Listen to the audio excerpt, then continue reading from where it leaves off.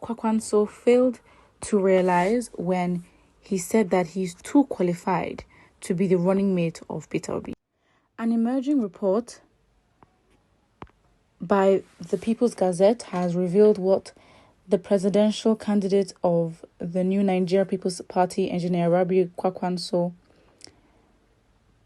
recently stated. According to the report, the Kano State-born politician said he is too qualified to be the running mate of Peter Obi, who is the presidential candidate of the Labour Party. Recall that there have been speculations about a possible alliance between the NNPP and the Labour Party, whereby either of the presidential candidates would become the running mates to the other. However, according to the People's Gazette, Engineer Kwakwanso, while speaking on Saturday in Gombe during discussions on a merger with the Labour Party representatives, stated that his age, political profile, and wealth of experience from both the civil service and the political realm make him too qualified to be the running mate of Peter Obi. Going through the report, I think there is something Engineer Kwakwanso has failed to realize following this statement. First of all, Engineer Kwakwanso has failed to realize that the political rhythm or rotation of power concerning the 2023 presidential election favors Peter Obi as the presidential candidate more than him. This is because, in terms of power rotation, Peter Obi is on track. After all, the southern region should produce the next president of Nigeria to succeed President Buhari, a northerner. Moreover, President Buhari and Engineer Kwakwanso are from the same northwestern geopolitical zone of the country, and it will be difficult for the same geopolitical zone to produce the next president. The national acceptability of Engineer Kwakwanso would be difficult based on power rotation, but if he aligned with the Labour Party and dropped the idea of being too qualified, he could have a better shot at the presidency after the southern region has produced the successor of President Buhari. Yeah. Well, I think he's already shot himself in the foot, because the pride in terms of you saying you're too qualified, who's the one to determine that? It is not you. It is the party members, right? And at the end of the day, do the people see you as qualified? Because you can think that, but then would you then ruin Peter Obi's chances by being with him, running with him, and then you find out the people don't even like you? So again, Peter Obi has to make, or the party has to make a sound decision. I didn't even know that this wasn't even final. I thought it was already finalized, but maybe he feels offended that he may be rejected. But really and truly, it shouldn't matter. It should not matter. But yeah, until we'll see what will happen. But again, you can't get offended. Okay,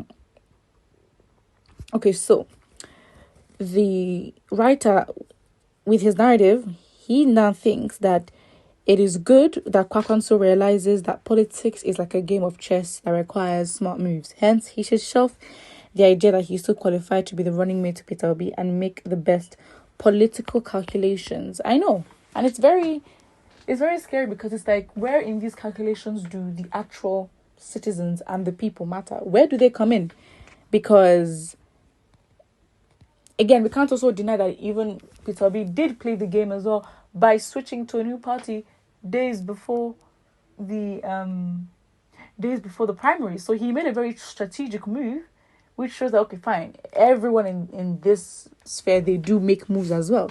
So it's not just limited to one person. So does making moves make you look like a bad person? Not necessarily, but because there's been a power struggle for such a long time and they're so engrossed with power, it doesn't give them a credible look to Nigerians, basically, in my opinion. Obama's age is 60 years and Joe Biden's age is 79 years, 19 years difference in age between the president and his VP. Also, this is referring to the argument that the writer also made, where he said that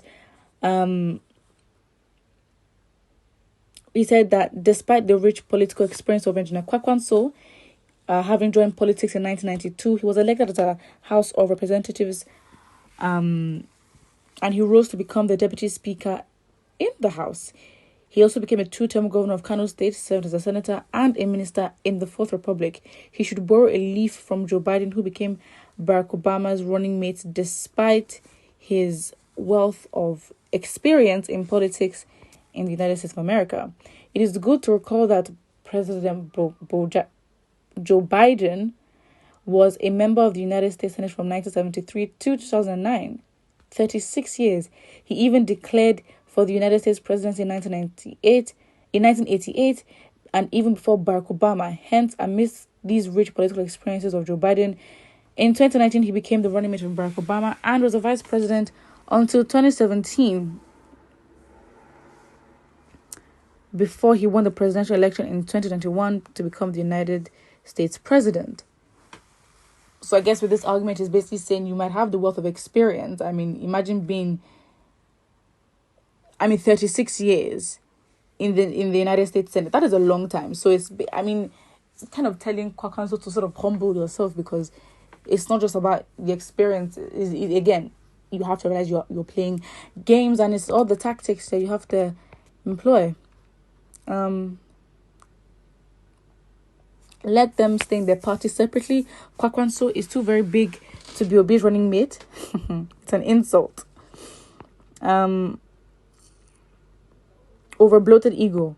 Kwakwanso can't be the type of VP we want. He's too self-centered to realize that service to the people doesn't need his unnecessary boastings. Again, he might just have shot himself in the foot by making that comment, because it's like you don't even regard the people that you're going to serve. So it makes it look like you're just there for the power, which wouldn't be necessarily wrong.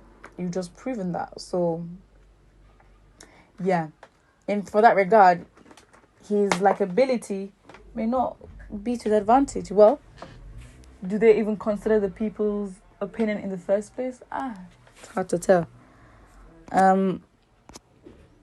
So yeah.